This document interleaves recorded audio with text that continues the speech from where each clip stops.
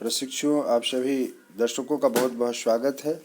आज हम लोग चर्चा करने जा रहे हैं बीएड फर्स्ट ईयर की जो पेपर C1 कंप्लीट हुआ है, चाइल्डहुड एंड ग्रोइंग अप, उसमें 2024 में जो परीक्षा हुई है सत्र 2023-25 का, उसका क्वेश्चन कैसा आया है, क्या है, इसी पर हम लोग चर्चा करने जा रहे हैं।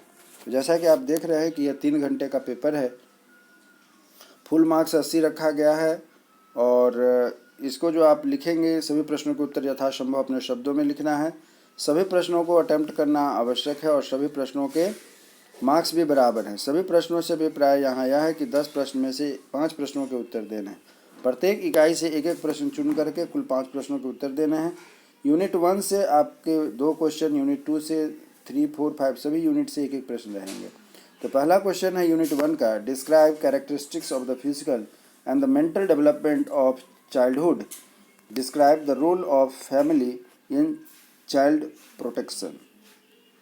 इसके बाद आपका दूसरा क्वेश्चन होता है, पहला का ही हिंदी वर्षन है, बाल्यावस्था में शारीरिक और मानसिक विकास के विशेषताओं का वर्णन करें, बचपन संरक्षण में परिवार की भूमिका का वर्णन करें।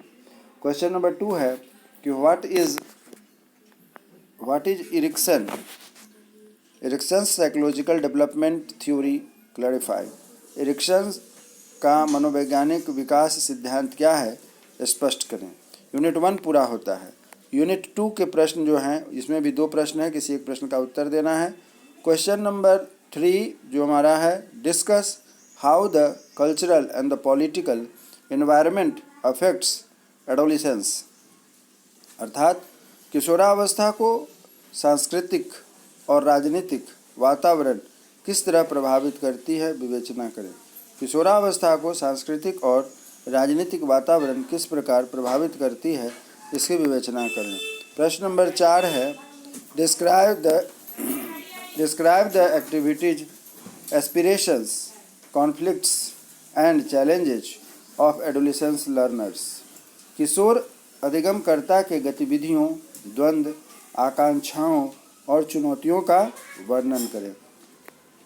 यूनिट नंबर 3 में हम लोग चलते हैं। यूनिट नंबर 3 का क्वेश्चन नंबर 5 है, what do you mean by socializations, discuss the role of school in socialisation.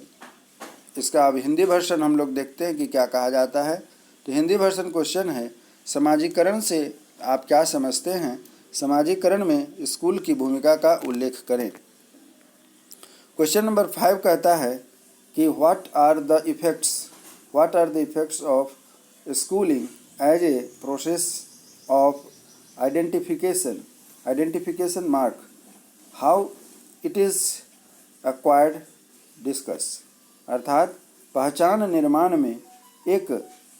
निर्माण की एक प्रक्रिया के रूप में स्कूली शिक्षा के क्या प्रभाव हैं, यह किस प्रकार अर्जित किया जा सकता है, वर्णन करें। क्वेश्चन नंबर 6 कंप्लीट हुआ, unit number 3।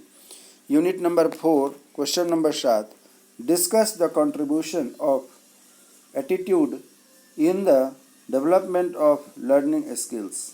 Discuss the contribution of attitude in the development of learning skills.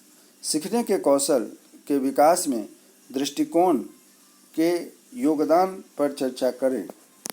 Question number 8 कहता है, what do you understand by slow learners, what do you understand by slow learners, suggest measures for enrichment of the slow learners.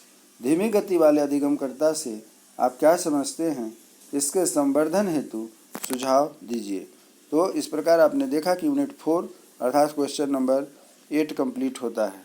अब हम लोग चल रहे हैं question number 9 की ओर, unit number 5 में।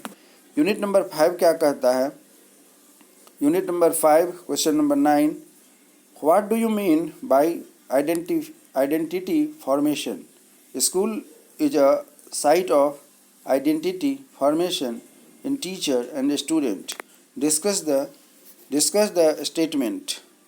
पहचान निर्माण से आप क्या समझते हैं, विद्यालय, शिक्षक एवं छात्रों में पहचान निर्माण के स्थल के रूप में होता है, इस कथन की विवेचना करें। क्वेश्चन नंबर 10 है, question number 10, discuss the impact of caste on society. समाज पर जाति के प्रभाव का वर्णन करें। समाज पर जाति के प्रभाव का वर्णन करें। इस प्रकार आपने पाया कि C1 अर्थात चाइल्डहुड एंड ग्रोइंग अप के सारे क्वेश्चन आपके अटेम्प्ट हो जा रहे हैं और आपका क्वेश्चन पूरा होता है। आप हमारे साथ इसी प्रकार बने रहें। हमारे यूट्यूब चैनल @एजुकेशनल अकेडमी 07 को सब्सक्राइब करें। आगे हम लोग डिस्कशन करेंगे, वह है C2 का पेपर जो होगा, वह भी आपके लिए मैं लेकर के उपस्थित रहूँगा। तब तक के लिए हमें अनुमति दीजिए। नमस्कार, जय हिंद, धन्यवाद।